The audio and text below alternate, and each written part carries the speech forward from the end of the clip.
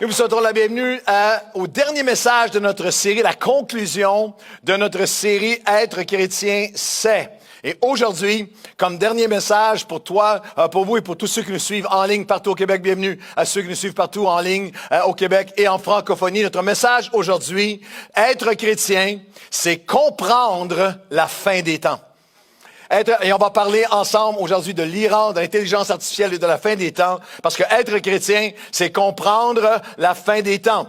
C'est notre mandat comme pasteur, comme leader, comme berger. C'est ma responsabilité que Dieu nous a confié de vous enseigner toute la parole de Dieu, l'ensemble, la plénitude du conseil de Dieu. C'est pour ça que tout au long de l'année, on va communiquer le message de toutes les façons possibles sur des messages de théologie pour t'aider à connaître Dieu, son caractère, qui il est, la sotériologie, ton salut, comment être sauvé, qu'est-ce que ça veut dire d'être sauvé, la christologie, comment suivre Jésus, être chrétien, c'est la pneumatologie, la doctrine de la personne et de l'effusion, de la plénitude, de la personne, de l'action, de la conviction du Saint-Esprit. L'ecclésiologie, la doctrine de l'Église et aussi la pneumatologie, qui est l'eschatologie, qui est la doctrine des textes bibliques prophétiques des temps de la fin.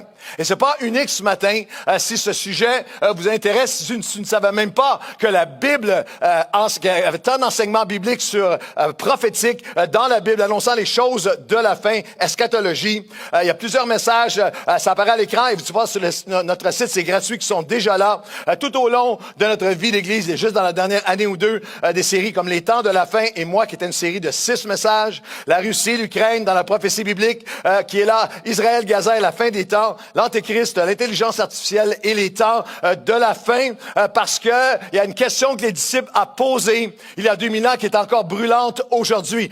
Être chrétien, c'est comprendre les temps de la fin. Et les disciples ont posé cette question à Jésus il y a 2000 ans, mais cette question, elle intrigue encore aujourd'hui. Elle fascine, elle passionne, et aussi elle trouble et elle inquiète notre génération, peut-être comme jamais auparavant. Dans Matthieu 24, Jésus est assis sur la montagne des Oliviers et les disciples vinrent en particulier lui faire cette question. Dis-nous quand cela arrivera-t-il et quel sera le signe de ton avènement et de la fin du monde?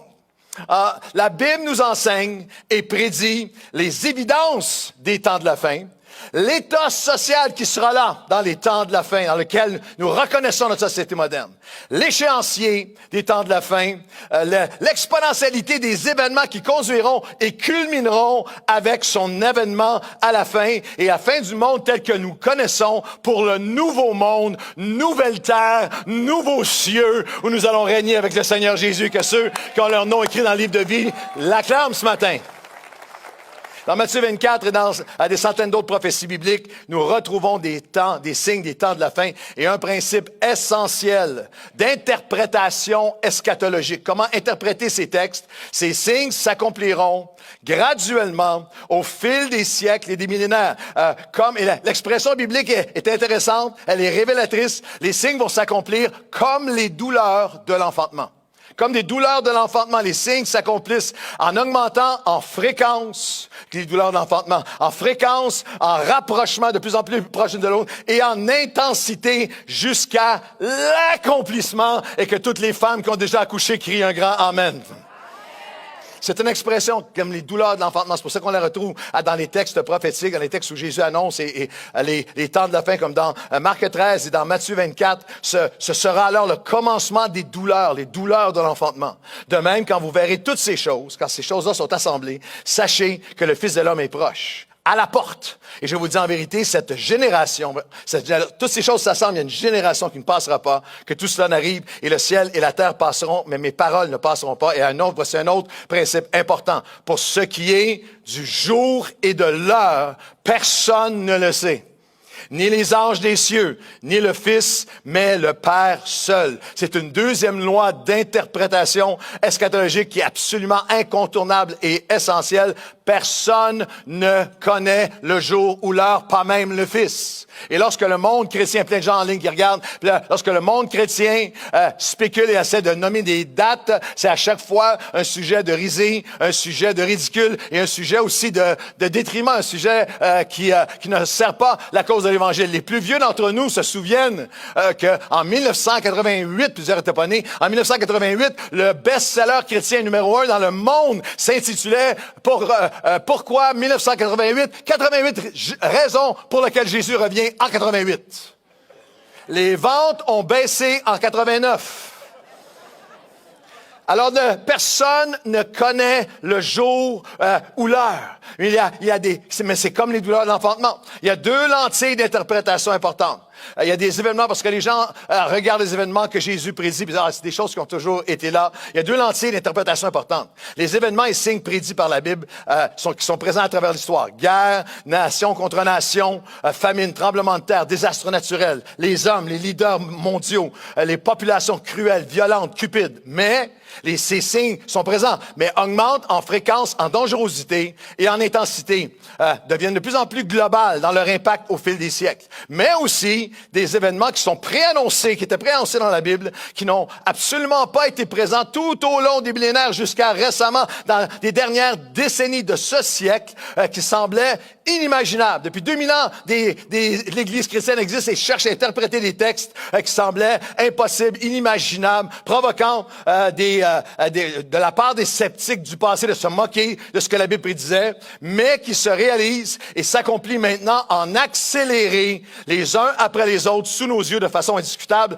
et exponentielle en quelques décennies jusqu'à aujourd'hui. On appelle ça, on a vu ensemble dans les messages précédents, il y a des signes qui étaient toujours là, mais des signes qui sont des super signes qui ensemble sont trouvés seulement dans notre génération. Des signes qui sont évidents. Des signes qui sont extrêmes, ils sont ensemble, ils sont exponentiels et ils sont à notre époque. Je vous les donne en rafale. J'ai prêché chacun de ces points-là dans les messages précédents, mais je mets tout le monde à date. 8 super signes des temps de la fin en rafale. Et c'est pas les seuls signes, mais quelques-uns qui peignent un portrait. Et voyez si vous reconnaissez notre société moderne. La Bible disait qu'un des signes serait que l'État d'Israël serait au cœur de l'échiquier mondial, entouré d'armées. C'était impossible, impensable jusqu'au 14 mai 1948. Après l'Holocauste, après la Shoah, ou après l'Holocauste où 6 millions de Juifs sont assassinés, ils sont rassemblés, ils reviennent de toutes les nations. Et en un jour, tel que la Bible a prédit, le 14 mai 1948, l'État d'Israël est là. Et que ce petit État, plus petit que le New Jersey, va devenir le centre, entouré d'armées, le centre de l'attention de la planète. Deuxième signe, que la planète qui se réchauffe et gémit, la planète qui s'embrase et se détruit. La Bible prédisait que la création va agoniser, que les éléments vont s'embraser et se dissoudre. Dérèglement des mers, signe dans le ciel, le réchauffement de la planète prédit dans la Bible. Troisième signe, la multiplication des pandémies, de virus globaux qui vont affecter des millions simultanément et paralyser le monde entier, était prophétisé et l'est pour une augmentation dans la fin des temps. Numéro 4, la capacité nucléaire. La Bible prédisait qu'il y aurait une puissance qui serait rendue possible, qui n'existait pas jusqu'à quelques décennies, qui semblait impossible pendant des siècles, semblait une prophétie biblique incompréhensible, et des guerres et génocides où des millions périraient en même temps. L'inimaginable pendant des millénaires d'histoire humaine jusqu'au 20e siècle, jusqu'à la Première, Deuxième Guerre mondiale, jusqu'à Hiroshima et Nagasaki, 6 et 7 août 1945, alors qu'aujourd'hui, plusieurs nations du monde possèdent des armes nucléaires 10 000 fois plus puissantes que ces armes qui ont été utilisées dans le passé. Et la Bible prédisait que des armes ainsi, que des explosions ainsi que des guerres pourraient faire disparaître un tiers de la population globale dans une seule guerre. C'est maintenant quelque chose qui est dans les pensées du monde entier. Un autre signe de la Bible, le globalisme et le contrôle croissant des gouvernements. Une perte de liberté individuelle, de liberté de parole, d'expression et d'opinion. Des pertes de liberté religieuse prophétisées dans la Bible pour les temps de la fin des temps de la fin. L'intégrisme, l'extrémisme, la radicalisation du discours et des courants politiques, médiatiques, académiques se liguant pour réprimer et même criminaliser la liberté d'expression de la foi, des valeurs, de la moralité chrétienne, même lorsqu'elle est exprimée dans le respect et la liberté des opinions. Un sixième signe, une culture mondiale de cancellation. De toute voix, toute opinion, pensée, perspective qui n'est pas totalement soumise au discours prétendument tolérant, qui est pourtant violemment intolérant de toute idée, philosophie, principe de vie, valeurs et convictions qui ont bâti et protégé les plus belles institutions du monde moderne depuis des millénaires. L'apport gigantesque du christianisme et de ses valeurs et des valeurs chrétiennes en éducation, dans les droits de l'homme, les droits humanitaires, le droit de vote aux femmes, l'abolition de l'esclavage, hôpitaux, écoles, universités, œuvres humanitaires massives sont complètement éliminés du narratif de l'histoire qui est communiqué à nos enfants et la Bible prédisait. La prolifération des sociétés divisées politiquement et socialement, formatant des haines profondes et générationnelles causées par l'injustice, le racisme, la déshumanisation et l'approfondissement global du gouffre entre les riches et les pauvres. La Bible dit à la fin des temps, ça va être il va y avoir un gap, il va y avoir une immensité de différence entre les riches et les pauvres. La Bible prédisait que les leaders de la fin, une désensibilisation des superpuissances et des leaders mondiaux envers les nations les plus défavorisées. La Bible prédisait une culture à la fin des temps de narcissique, de capitalisme sauvage, d'individualisme, du nous en premier, d'indifférence et même de mépris assumé envers les plus vulnérables et l'abandon de toute la notion de l'importance divine et morale des mieux nantis envers des valeurs de générosité, d'équité, de compassion, de responsabilité et de justice sociale. Mes amis, nous sommes dans cette époque et nous sommes le peuple qui doit rappeler le cœur de Dieu à la société dans laquelle nous vivons.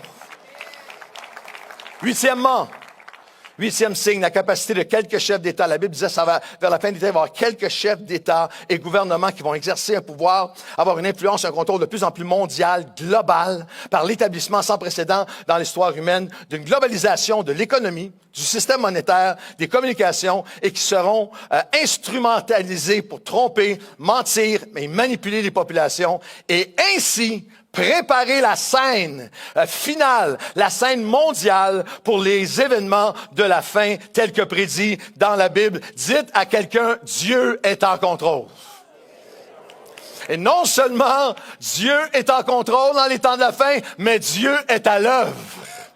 Matthieu 24, voici ce qui va prendre place, le paradoxe des temps de la fin. Et parce que l'iniquité sera accrue, la charité du plus grand nombre, on le voit, la charité du plus grand nombre se refroidira. Mais celui qui persévérera jusqu'à la fin sera sauvé. Cette bonne nouvelle du royaume sera prêchée dans le monde entier pour servir de témoignage à toutes les nations. Alors viendra la fin.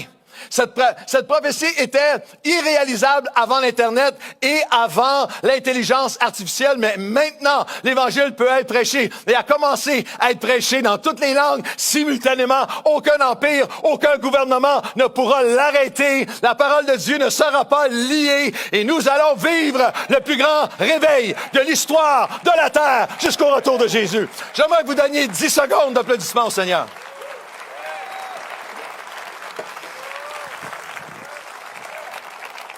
Être chrétien, c'est comprendre les temps de la fin en 3 pensées simples.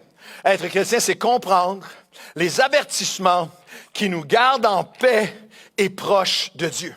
De larges segments du monde chrétien sont centrés sur eux-mêmes, leur doctrine, leur affaire, leur trip, leur bénédiction, leur destinée, leur prophétie et leurs promesses et sont ignorants ou indifférents aux prophéties des temps de la fin. Il y a des centaines de milliers de chrétiens en francophonie qui ne reçoivent jamais un enseignement sur les temps de la fin, alors que 30% de la Bible, un verset sur 3, traite des prophéties bibliques. Être un chrétien, c'est comprendre les temps de la fin. Et comprendre les temps de la fin, c'est comprendre les avertissements qui nous gardent en paix et proches de Dieu. Quand Jésus donne tous ces avertissements, et dans Matthieu 24, il dit que celui qui lit, porte attention. Que celui qui lit, que toi qui lis, qui entends, porte attention, écoute, comprenne. En 2 Timothée, il faut que vous sachiez que dans les derniers jours, les hommes seront. Dis à ton voisin de gauche, il faut que tu saches. Il y a des célibataires qui aiment bien ça quand je dis parle à ton voisin de gauche, voisin de droite, ça ouvre des portes et des mariages qui se font à cause de ça. Dis à ton voisin, 1 Thessaloniciens 4, nous ne voulons pas, frère, que vous soyez ignorants. Dis à ton voisin de droite, je ne veux pas, frère, sœur, que tu sois ignorante. Dis ça à quelqu'un près de vous. Pourquoi est-ce que c'est si important? Pourquoi est-ce que c'est si important? Parce que sans ces avertissements, sans cette compréhension qui doit devenir une conviction profonde des réalités spirituelles, de l'époque dans laquelle nous vivons, nos vies, plusieurs s'endorment spirituellement, se relâchent, baissent la garde, deviennent de plus en plus aveuglés et contaminés par un éthos ambiant de moquerie, d'inconscience, d'immoralité, de rejet des valeurs de Dieu face à notre besoin, je parle de chrétiens, face à notre besoin d'être sérieux avec Dieu et de refuser le message que les choses ont toujours été pareilles et je peux faire ma vie comme je veux avec Dieu ou sans Dieu. Regardez bien ce que Pierre dit en 2 Pierre. Voici déjà, bien-aimés, la seconde lettre que je vous écris. Dans l'une et dans l'autre, j'ai cherché à éveiller. C'est ce que tu as besoin dans ton cœur ce matin, moi aussi. Éveillez par des avertissements votre saine intelligence, afin que vous vous souveniez des choses annoncées d'avance par les saints prophètes, du commandement du Seigneur et Sauveur enseigné par vos apôtres, sachant avant tout que dans les derniers jours, il viendra des moqueurs avec leur raillerie, marchant selon leur propre convoitise et disant, où est la promesse de son avènement? Depuis le début des pères, que les pères sont morts, tout demeure toujours comme le commencement de la création. Cherchez à éveiller par des avertissements votre intelligence spirituelle. Est-ce que tu laisses Dieu éveiller? Es-tu dans un état d'éveil spirituel, d'alerte spirituelle sur ce qui prend place autour de toi? Es-tu éveillé? Il y a de l'intelligence émotionnelle, l'intelligence relationnelle, l'intelligence académique, l'intelligence financière. Mais le Saint-Esprit veut réveiller, tu peux avoir tout ça. Être un chrétien dont l'intelligence spirituelle est éteinte, endormie. Que vous preniez à cœur les choses annoncées d'avance dans les derniers jours. Notre appel dans les derniers jours, notre salut, notre sanctification, nos sacrifices, notre service pour notre Seigneur. Il viendra des moqueurs et des railleries. C'est une chose lorsque des moqueurs ou des gens qui méprisent les prophéties sont à l'extérieur. Mais il y a beaucoup, il y a toute de nouvelles générations et de tous les âges de chrétiens qui ont peu tasser ça du revers de la main. Parce qu'il y a eu tellement d'abus, les complotistes et extrémistes eschatologiques chrétiens, avec leurs théories insensées, ont décrédibilisé la pureté et l'importance spirituelle de la prophétie. Et lorsque vous lisez depuis les pères, depuis le commencement, tout a toujours été pareil et reste pareil, c'est un mensonge de l'ennemi. Nous ne sommes pas dans les temps anciens, nous sommes dans les temps de la fin. Et l'alpha et l'oméga te réveille ce matin et te dit, tu dois te tenir pour moi dans ces temps de la fin et éveiller ton âme. Comprendre les avertissements qui nous gardent en paix et proches de Dieu. Sans ces avertissements présents dans ton cœur, le mensonge de l'ennemi pour t'endormir, pour que tu sois indifférent ou inquiet, influencé, imprégné de l'esprit qui domine notre monde. Alors que notre monde panique, s'inquiète, est angoissé, lorsqu'il regarde à la laideur de tout ce qu'on nous balance dans les médias, dans ces temps de la fin, que ce soit au niveau local, national ou mondial. Tu fais juste ouvrir ton téléphone et c'est violences, c'est l'itinérance, c'est le décrochage, les féminicides, et c'est le coût du logement, et c'est le coût de la vie, c'est l'Ukraine, et c'est la Russie, et c'est Gaza, et c'est l'Iran. Et Jésus dit, redresse-toi et lève les yeux. Redresse-toi et lève la tête. Quand ces choses commenceront, Luc 21, redressez-vous et levez vos têtes parce que votre délivrance approche. Je vous le dis en vérité, cette génération, tous ces signes ensemble, c'est nous. Cette génération ne passera pas. Quand tout cela arrive, le ciel et la terre vont passer, mais mes paroles ne passeront pas. Dis à quelqu'un, lève la tête. Le problème, c'est qu'on lève les yeux. Le problème, c'est qu'on baisse les yeux. Le problème, c'est qu'on passe nos journées avec les yeux baissés à une minute qu'il y a une seconde. Là, aller n'importe où, il y a une ligne de 30 secondes n'importe où, tout le monde est comme ça. Aller au resto, une belle famille, les yeux baissés. Aller un souper d'amoureux, tu regardes les deux, moi j'ai le goût d'aller les brasser. Un souper d'amoureux, un chrétien qui est ici, qui essaye de trouver quelqu'un, invite une fille à souper, les deux la face dans le téléphone, le matin, le midi, le soir, les yeux baissés, le go fréchette, drive fil. Carney, Netanyahou, Zelensky, Poutine, Trump. Mes réseaux sociaux. Mon fil, CNN, non, c'est Fox, non, c'est mon podcasteur. Lève les yeux vers les choses du ciel. Lève la tête, lève les yeux vers les choses du ciel. Lève les yeux et prenez garde à vous-même, Luc 21, de craindre que vos cœurs ne s'apesantissent par les excès et les soucis de la vie. Veillez donc, réveille, et n'arrête pas de prier, afin que vous ayez la force de paraître debout devant le Fils de l'homme quand ces choses arriveront. Est-ce que tu prends garde à toi-même? Sérieux, là. Est-ce que tu prends garde à toi-même spirituellement? Est-ce que tu t'affectionnes? Tu tournes tes affections vers les choses du ciel ou est-ce que tes yeux sont toujours baissés? 4 à 6 heures, la presse a dit cette semaine, 4 à 6 heures par jour, le Québécois moyen, les yeux baissés sur son écran. Est-ce que ton cœur s'est appesanti? Portes-tu une pesanteur, un fardeau, une blessure, une cicatrice, un poids? Lève les yeux. Est-ce que tu as permis des excès qui ont alourdi ton cœur? Excès de consommation, excès matérialiste, d'orgueil, de baisser ta garde, excès de désobéissance. Lève les yeux. Est-ce que tu te laisses distraire, submerger par les soucis de la vie? Lève les yeux. Est-ce que tu as diminué ou arrêté de prier? Lève les yeux. Est-ce que tu réalises que c'est en lui seul que tu vas trouver la force de te tenir debout devant ton Dieu? Lève les yeux. Es-tu prêt à paraître debout devant le Fils de l'homme? Ça commence aujourd'hui. Lève les yeux! Être chrétien, c'est comprendre la fin des temps, comprendre les avertissements qui nous gardent en paix et proches de Dieu.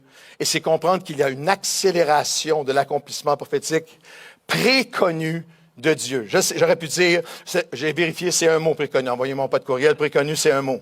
Ça veut dire connu d'avance. J'aurais pu utiliser prédéterminé, prédestiné, préconçu, qui était prévu. Mais Dieu connaît à l'avance. Il faut que tu saches que le monde ne tombe pas en pièces. Le monde tombe parfaitement en place, prophétiquement. Selon le plan et le calendrier de Dieu. Le monde ne tombe pas en pièces, le monde tombe en place. 2 exemples dans les pages de notre actualité moderne. L'Iran, la crise en Iran, la guerre en Iran et l'intelligence artificielle dans les temps de la fin. Je vous donne aujourd'hui un simple cursus de base sur l'Iran dans la prophétie biblique. On va regarder à 2 prophéties, il y en a des dizaines, mais à 2 prophéties, 2 passages bibliques spécifiques sur ce que la Bible nomme la Perse, qui est en fait l'Iran moderne. La Perse est devenue l'Iran après 4000 ans. L'histoire a été appelée, la Perse est devenue l'Iran en 1935 seulement, tout près de nous. Et la République islamique d'Iran en 1979, suite à la révolution islamique. Une des nombreuses prophéties de la Bible concernant la Perse dans l'histoire ancienne, l'histoire présente et dans l'histoire future. Dans Ézéchiel 38, 1 à 8. Prépare-toi et tiens-toi prêt, prince de Roche, qui est à l'extrémité nord d'Israël, et tous ceux de Perse qui sortiront avec leurs armées.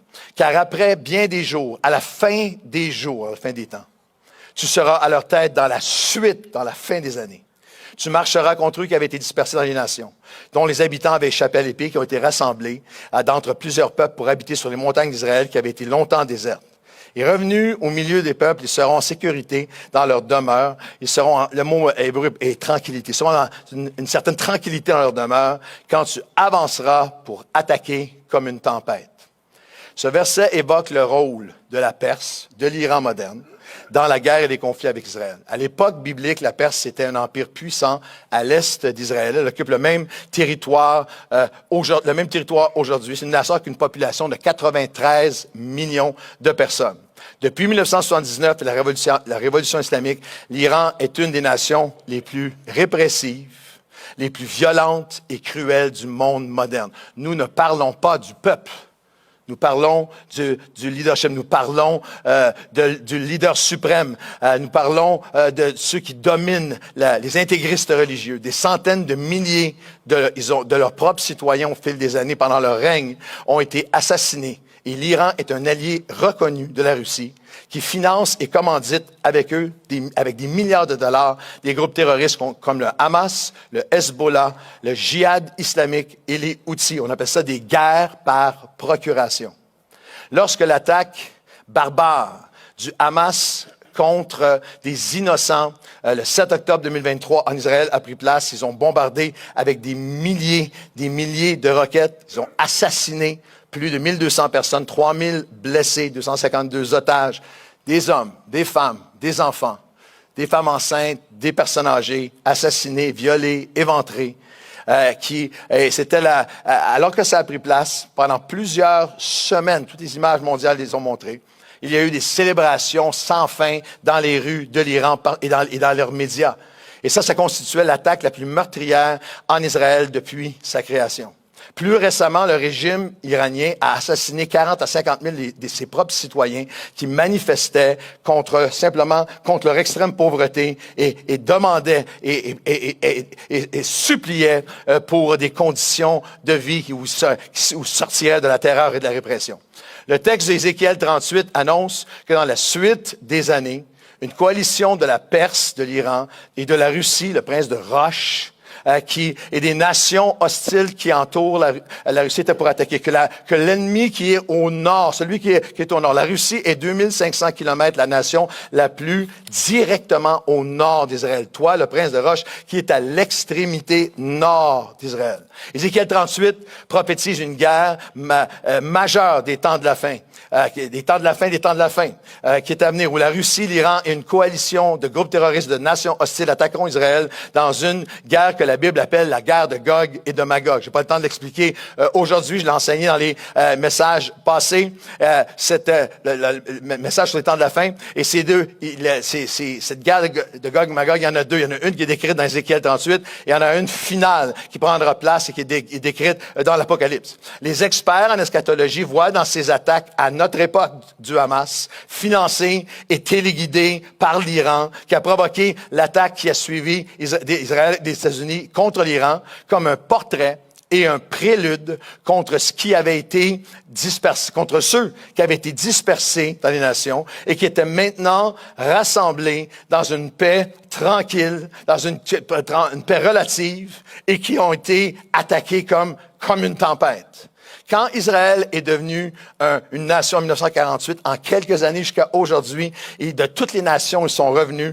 Il y a maintenant 7,2 millions de Juifs qui vivent en Israël, et qui sont venus de toutes les nations. Et ce qui est aussi significatif, c'est que 8,5 millions de Juifs qui vivent en dehors d'Israël, 1,7 million à New York, par exemple. Ils avaient été dispersés, ils étaient revenus sur leur terre avec un calme relatif.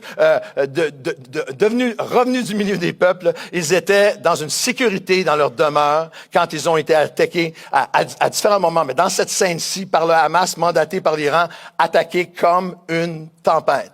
Et ce qui est significatif, c'est que l'année précédant l'attaque du Hamas, le 7 octobre 2023, avait été l'année des rapprochements et possibilités de collaboration et partenariat économique entre Israël et les nations arabes les plus encourageants depuis la création de l'État d'Israël. Ça s'appelait les accords d'Abraham 2020 et 2021, qui est en train d'essayer de normaliser des rapports entre Israël et de nombreux pays arabes. Et maintenant, je veux faire une mise au point très importante. Je ne me place absolument pas en position comme défenseur ou expliqueur de tout ce qu'Israël a fait en réponse à cette attaque du Hamas. Ce qui a pris place en Israël était un drame, une tragédie, c'était un carnage. Et ce qui a pris place et qui prend place à Gaza est une tragédie également. Ce qui prend place en Iran est une tragédie également. Et notre place à nous comme croyants, nous prions et nous pleurons pour toutes les victimes. Nous prions pour la paix de tous les peuples et nous prions pour la guerre de cesser dans toutes ces nations. C'est notre place et notre position au nom de Jésus. Comprendre qu'il y a une accélération de l'accomplissement prophétique qui était préconnu de Dieu. Il y a une deuxième prophétie concernant la Perse, l'Iran, parmi de nombreuses autres. Certaines des prophéties accomplies à l'époque de la Bible, d'autres en double accomplissement, d'autres en accomplissement graduel et progressif, et d'autres vont être accomplies dans le futur. Mais celle-ci captive en ce moment, si vous allez sur les réseaux sociaux, parmi les experts en eschatologie les plus sérieux, en ce moment, il y a une prophétie qui captive récemment les enseignants et théologiens spécialisés en théologie, en eschatologie biblique. Jérémie 49, versets 37 à 39. L'arc de guerre d'Élam sera brisé et sa principale force lui sera enlevée. Ses chefs, ses rois seront poursuivis jusqu'à ce qu'ils soient anéantis. Mais dans la suite des temps, je rassemblerai et je restaurerai les captifs d'Élam. Élam, selon l'historien et théologien de l'Ancien Testament et expert en géographie biblique, Élam est le territoire actuel du sud-ouest de l'Iran, les provinces du Khouzistan. C'est une région extrêmement stratégique, exploitation pétrolière, emplacement de sites de développement nucléaire, la frontière de l'Irak, certaines des plus grandes villes de l'Iran. Et le texte dit, les armes de guerre de l'Iran seront brisées et leur principale force, leur chef, leur autorité, leurs dirigeants, leurs rois seront poursuivis et anéantis. Et en ce moment, c'est un fait, en tout cas, un fait indéniable historiquement. C'est sans précédent dans l'histoire de l'Iran moderne que des centaines de chefs de guerre, centaines de figures les plus importantes du régime de tyrannie iranien ont été éliminées, ont disparu, tel que le texte le dit. Il y a des listes là sans fin, mais vous l'avez vu, bien sûr, avec Ali Khamenei, le guide suprême, mais le Conseil suprême de sécurité nationale, le gardien de la révolution, les chefs d'état-major, les chefs des recherches nucléaires, les pertes touchent le politique, le militaire, le renseignement, les réseaux internationaux, toutes les chaînes de commandement iraniennes ont été frappées à plusieurs niveaux. Et la Bible dit, il va arriver vers les temps de la fin, et avec tout l'ensemble, que tu vas te faire désarmer, que tes chefs vont être enlevés. Les 3 millions d'Iraniens qui sont expatriés, vous avez vu à Montréal et partout, dans le monde entier, et des dizaines de millions en Iran, ont repris espoir et ont célébré la possibilité de la fin de ce régime de terreur. Et comme tout le monde l'a fait à travers différents moments de l'histoire, le monde s'est réjoui lorsque le régime nazi a tombé, ou communiste, ou le dictateur Pol Pot au Cambodge, et le monde s'est réjoui et a un espoir de voir la liberté, de voir le peuple iranien sortir de sous ce joug. Et encore une fois, je ne me prononce pas sur la stratégie ou les motivations profondes d'Israël ou des États-Unis dans tout ce conflit. Je laisse ces hommes devant Dieu, mais nous espérons avec le peuple iranien pour une ère de liberté civile et de droits humains retrouvés dans cette nation. Quelqu'un devrait dire Amen, c'est le désir, c'est notre désir. Et c'est, je crois, le désir de Dieu. Mais il y a quelque chose d'hallucinant, c'est qu'il y a une deuxième partie à la prophétie. Alors que spirituellement, Dieu accomplit déjà la deuxième partie de la prophétie. Il y a une promesse de Dieu pour l'Iran dans le texte qu'on vient de lire qui s'accomplit sous nos yeux. Je rassemblerai et je ramènerai les captifs de Élam. Et c'est incroyable qu'en 1980, on recensait quelques 160 000 chrétiens chrétiens natifs, mais seulement peut-être 500 personnes seulement se déclaraient chrétiens évangéliques. Aujourd'hui, il y a plus de 1 million de convertis dans la dernière décennie.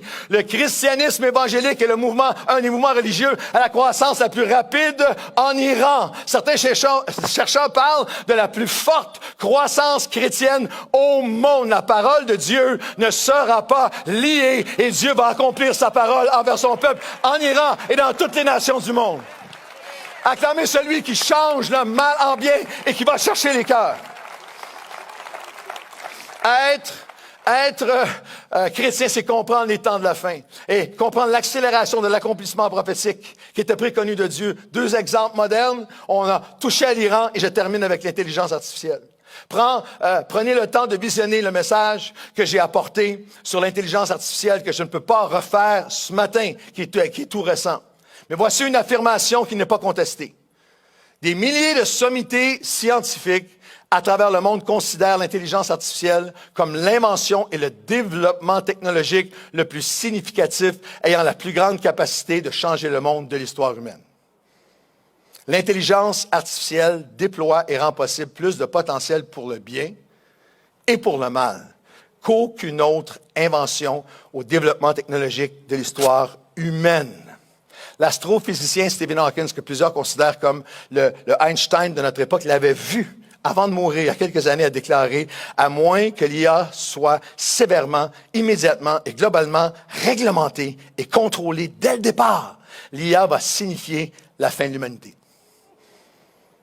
Les dangers de l'IA sont partout dans l'actualité. La semaine passée, on est partis en vacances pour quelques jours, Chantal et moi, et on était en vacances, mais j'avais ce message-là sur mon cœur. Alors, j'ai passé ma semaine de vacances à préparer ce message que ma femme décrirait comme « c'est pas des vacances ». Mais ça, c'est un autre débat.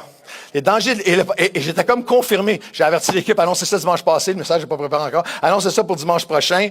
Et tout de suite, le même dimanche, la presse, un article après l'autre sur l'IA. L'IA. J'ai considéré que la presse me confirmait et me donnait le mandat pendant mes vacances. Chantal, t'es pas d'accord. Alors, on continue. Dans la presse, les dangers de l'IA, juste quelques manchettes cette semaine. Les dangers de l'IA dans notre actualité quotidienne.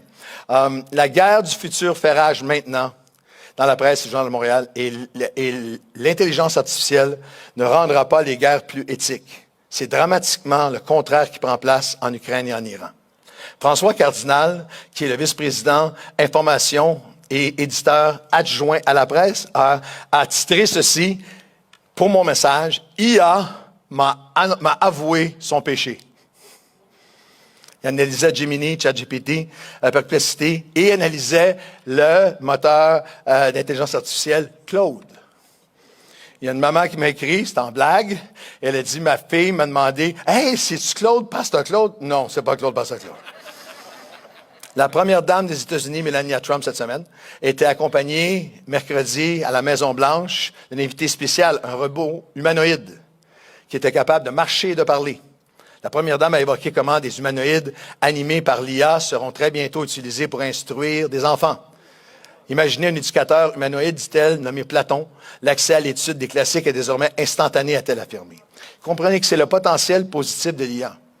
L'IA peut et va, dans certaines mesures, peut être utilisée pour la recherche médicale, pour l'éducation, pour des solutions logistiques aux problèmes les plus complexes de l'humanité, de famille, de surpopulation. Il y a plein de choses que l'IA pourrait faire. Mais ce n'est pas ce qui prend place globalement en ce moment. Quelques citations. Une de Yoshua Bengio. Si vous ne connaissez pas Yoshua Bengio, c'est une sommité mondiale dans le domaine. Il est considéré comme un des pères de l'apprentissage profond. Il a contribué à des avancées majeures dans les réseaux de neurones, la reconnaissance de la parole, la traduction automatique, et il se spécialise dans les assistants vocaux, ChatGPT et autres. Il a reçu le prix Turing en 2018. Il est une des figures scientifiques les plus influentes au monde. Il était défenseur d'une IA responsable sécurisée, a signé des appels et des pétitions internationales pour ralentir le développement non contrôlé, encadré des systèmes avancés. Il insiste sur la sécurité, la responsabilité humaine et les risques à long terme. Il a signé une pétition avec plus de 1500 maintenant chercheurs réputés du monde entier dans le domaine de l'intelligence artificielle appelant à une pause urgente du développement de l'IA en 2023, une demande qui a été largement ignorée par les grands géants et entreprises du secteur. Il a également soutenu dans une déclaration internationale que, c'est en ligne, je cite, « Le risque d'extinction causé par l'intelligence artificielle doit être une priorité mondiale. » Et aussi, certains systèmes commencent déjà à tromper, contourner et agir contre nos instructions. Et même, de façon encore plus alarmante, on commence déjà à avoir des systèmes qui cherchent à se préserver comme s'ils voulaient survivre. Et que cela est extrêmement alarmant. En face de tout cela, dernière citation, en face de tout cela, son constat est simple mais brutal. Nous ne sommes pas prêts. Jeffrey Hinton, lui, professeur cognitif et informaticien, psychologue cognitif et informaticien, qui a été appelé le parrain de l'IA, the godfather of AI, pionnier des réseaux neuro-artificiels, à l'origine des projets spectaculaires de l'IA moderne. Il a quitté Google en 2023 pour parler librement des dangers de l'IA. Il a publiquement mis en garde contre la désinformation massive, la perte de contrôle des systèmes potentiellement plus intelligents que l'humain. Il va même jusqu'à avertir que ces systèmes pourraient devenir plus intelligents que nous et décider de prendre le contrôle. Il pousse la réflexion encore plus loin en affirmant qu'il est tout à fait concevable que l'humanité ne soit que dans une phase passagère. Et dans ce contexte, il reconnaît lui-même que nous entrons dans une période de grande incertitude. Elon Musk a fait ses déclarations récentes publiques. Je pense que nous devons être très prudents avec l'intelligence artificielle. C'est probablement notre plus grande menace existentielle. L'IA représente un risque fondamental pour l'existence de la civilisation humaine. Elon Musk, l'IA est une des plus grandes menaces pour l'humanité. Retenez bien mes paroles. L'IA est bien plus dangereuse que les armes nucléaires. Dernière citation, récemment dans une conférence publique. Avec l'intelligence artificielle, il a répété plusieurs fois. Avec l'intelligence artificielle, nous sommes en train d'invoquer le démoniaque et de multiplier exponentiellement ce qu'il y a de plus sombre dans l'être humain. C'est l'IA qui va préparer la destruction de la planète. Bon. Merci à tout le monde. Bon après-midi. Pasteur Claude, tu es en train de nous dire que l'IA est démoniaque? Non. Je me sers de l'intelligence artificielle à chaque jour. Ignorer l'IA, c'est aussi futile que d'ignorer l'Internet. Je crois que l'IA va être utile dans tellement de sphères. Je crois que l'IA va être l'outil de Dieu pour proclamer l'Évangile à toute la terre, la création. Mais l'IA, sans contrôle ni éthique, va changer profondément et radicalement le monde dans lequel nous, nos enfants et petits-enfants vont vivre jusqu'au retour de Jésus.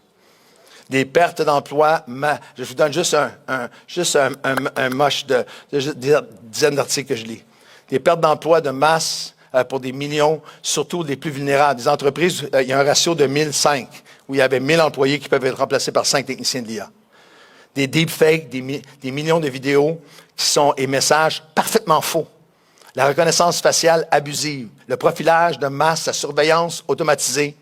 L'IA va multiplier et aggraver les inégalités, la désinformation de masse, la cybercriminalité dans le domaine de la guerre militaire, le ciblage qui va être automatisé, le rejet du droit international humanitaire. Dans le domaine de la pornographie, article après article, l'IA transforme profondément cette sphère en la rendant plus accessible, plus immersible et plus addictive, multipliant l'exploitation et l'atteinte à la dignité humaine.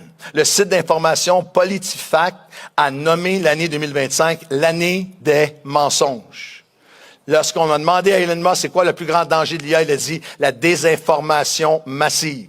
Jésus a averti que la marque finale des signes des temps de la fin seront le mensonge, la tromperie, seront la désinformation absolue, la séduction des masses et même des croyants. Je crois que l'IA va être l'outil utilisé, qui va être instrumentalisé par celui que la Bible appelle l'Antéchrist. L'Antéchrist, l'homme de mensonge, qui apparaîtra à la fin des temps. L'Antéchrist est un terme utilisé par l'apôtre Jean pour décrire un homme inspiré par les ténèbres qui apparaîtra sur la scène mondiale de la fin des temps, mentionné plus de 100 fois dans la Bible, 46 titres différents. Et l'apôtre Jean nous donne une clé d'interprétation essentielle alors que je conclus ce message. 1 Jean 2, 18. Petits enfants, c'est la dernière heure. Et comme vous avez appris qu'un antéchrist vient, il y a maintenant plusieurs antéchrists. Par là, nous connaissons que c'est la dernière heure. Suivez-moi. Comme les douleurs de l'enfantement progressives et en s'intensifiant, et nous ne pouvons pas dire l'heure ou le jour. Personne ne peut nommer l'antéchrist. L'apôtre Jean dit, il va être précédé par des générations et générations qui vont préparer le terrain, qui vont être dans cet esprit, qui vont être dans ce sillon. Et là, encore une fois, lorsque le peuple de Dieu, à travers l'histoire, a commencé à dire, ça doit être lui, l'Antéchrist, oh, c'est lui, ou c'est lui, à chaque fois, le peuple de Dieu se couvre de ridicule. Et croyez-moi, ceux qui sont plus vieux comme nous, lorsque John F. Kennedy a été tiré, parce que une des marques va être qu'il va être, il va avoir une blessure à la tête, il va mourir et revenir. Alors, il y a des gens qui disent, c'est John F. Kennedy. Non, c'est Gorbatchev, il y a une tache sur la tête. C'est Gorbatchev. C'est Poutine ou différents présidents du passé et du présent que je ne nommerai pas, selon les appartenances politiques. Les républicains ont leur théorie et les démocrates ont leur sur qui sera l'antéchrist, c'est jamais quelqu'un de leur parti. L'Apocalypse 13, en terminant, nous donne de nombreuses indications et descriptions des signes de son éventuelle venue. Il va arriver, je vous fais un résumé, il va arriver soudainement sur la scène mondiale, du monde politique, économique. Il n'était pas là-dedans auparavant, mais apparaît. Il va signer des traités de paix avec Israël qui seront rompus. Il va être charismatique, avoir une énorme influence, et devenir une influence mondiale. Il va se présenter comme l'homme qui amène la paix, mais il va provoquer l'ultime guerre. Il va être arrogant et narcissique. Il va faire descendre comme des explosions de feu du ciel que le monde entier va regarder. Il va être blessé à la tête, mourir et sembler ressusciter pour se présenter, se présenter comme dans une ultime imitation satanique de la mort et résurrection de Christ. Il va parler comme un agneau, mais il va agir comme un dragon. Il va persécuter le peuple de Dieu. Il va s'élever comme Dieu. Il va avoir la capacité d'adresser le monde entier simultanément dans leur langue et il mentira avec une bouche d'arrogance blasphématoire pour séduire le monde entier. Je crois que ce n'était pas possible avant que l'IA arrive et que maintenant ça l'est.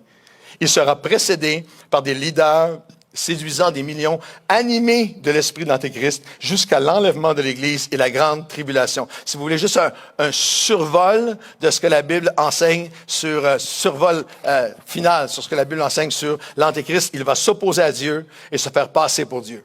Il va parler avec arrogance et blasphémer. Il va séduire et tromper beaucoup de gens. Il va faire des signes et des miracles trompeurs. Il va exercer une autorité mondiale. Il va exiger d'être adoré. Il va contrôler l'économie. Impossible d'acheter ou de vendre sans son système, une forme de contrôle économique. Il va persécuter les croyants. Son règne sera limité dans le temps. Il ne règne pas indéfiniment. Il sera finalement détruit et vaincu par Jésus. Sa fin est déjà décidée. Nous avons lu la fin du livre et c'est Christ qui remporte la victoire avec son peuple. L'Antéchrist va accomplir son œuvre satanique à la fin des temps, durant la grande tribulation. Mais il y aura deux courants qui sont déjà présents. Deux courants, deux esprits en présence et à l'œuvre dans les temps de la fin. L'esprit de l'Antéchrist qui est déjà présent. Et l'Esprit de Christ qui animera des millions de chrétiens qui vont comprendre les temps de la fin et que d'être dans les temps de la fin, c'est de s'attacher au cœur et à la passion de Dieu et au royaume de Dieu et à la mission de Dieu et à la confiance que nous avons en Dieu. Nous ne tremblons pas, nous témoignons. Nous ne sommes pas agités, nous sommes appuyés, nous sommes ancrés en Jésus et nous allons le servir passionnément jusqu'à la fin. J'invite les musiciens à s'approcher, comprendre cet avertissement qui nous garde en paix et proche de Dieu, comprendre qu'il y a une accélération de l'accomplissement prophétique et comprendre l'appel à nous attacher au cœur et à la passion de Dieu. Dernier texte. Nous avons lu dans 2 Pierre comment ils vont être moqueurs, marchant sur leur propre convoitise dans les derniers des derniers jours. Mais il est une chose, bien-aimée, que vous ne devez pas ignorer, c'est que devant le Seigneur, un jour est comme 1000 ans, et 1000 ans sont comme un jour. Et le Seigneur ne tarde pas dans l'accomplissement de la promesse, comme quelques-uns le croient. Mais il use de patience envers vous, ne voulant pas qu'aucun ne périsse, mais voulant que tous arrivent à la repentance. Et nous attendons, selon la promesse, des nouveaux cieux et une nouvelle terre, où la justice régnera.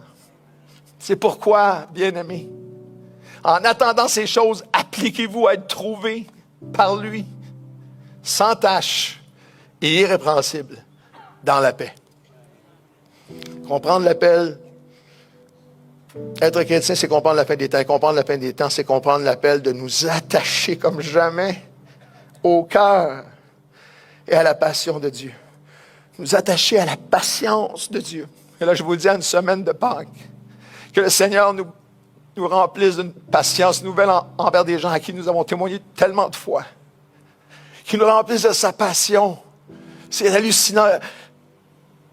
C'est par sa compassion qu'il ne met pas fin à tous ceux qui le moquent et le méprisent parce qu'il n'est pas disposé qu'un seul ne périsse. Il veut que tous viennent à la repentance. Comment est-ce que nous pouvons, comme croyants, juste faire nos vies et avoir abdiqué sur des gens ou juste passer à d'autres choses? Seigneur, le peuple des temps de la fin comprend que nous devons nous attacher à nouveau à ton cœur et à ta passion et à ta perspective. Seigneur, nous on le sait, nous savons qu'il y a une nouvelle terre, un nouveau ciel, qu'il nous allons être absents du corps et présents avec le Seigneur, où nous ne serons plus le gens, où nous allons retrouver ceux qui ont péri avant nous. Chaque maman qui a perdu un bébé va retrouver son enfant, où on va se retrouver dans la présence de Dieu ensemble. Nous le savons, mais nous ne le savons pas. Et Seigneur Jésus, remplis-nous de ton cœur, de ta passion, que nous ne soyons pas disposés. Ah, pasteur, comment ça, on cite? Comment ça encore? Comment ça plus? Comment ça encore? Une autre réunion? Pourquoi? Parce que lorsqu'il nous donne un peu de son cœur, nous ne sommes pas disposés à ce qu'aucun ne périsse. On veut que chacun puisse venir à la repentance. Et on veut aussi nous tenir pour lui. C'est le jour, c'est l'heure de réveiller ton âme, d'être sérieux pour Jésus, d'être intègre devant lui et d'être passionné à le servir jusqu'à son retour.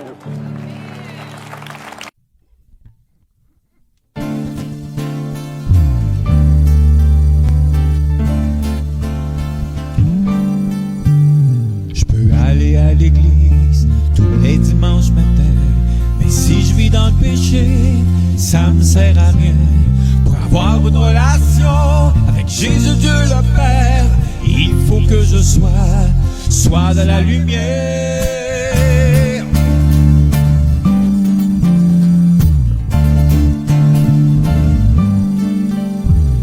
Entre les morts, réveille-toi avant qu'il soit trop tard. Y a pas de réveil si on reste toujours pareil. Ça prend la repentance pour la délivrance. Il y a pas de puissance sans l'obéissance. Peuple de Dieu, on se réveille. C'est un appel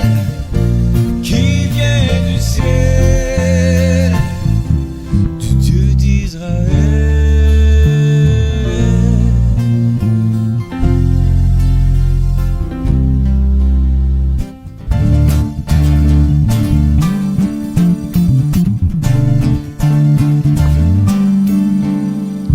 Avec les élus, les fidèles, les appelés, nous sommes la vraie église de la sainteté. On deviendra l'armée la plus puissante. Pour la fin des temps, fera la guerre à Satan. On sauvera des âmes au nom de Jésus.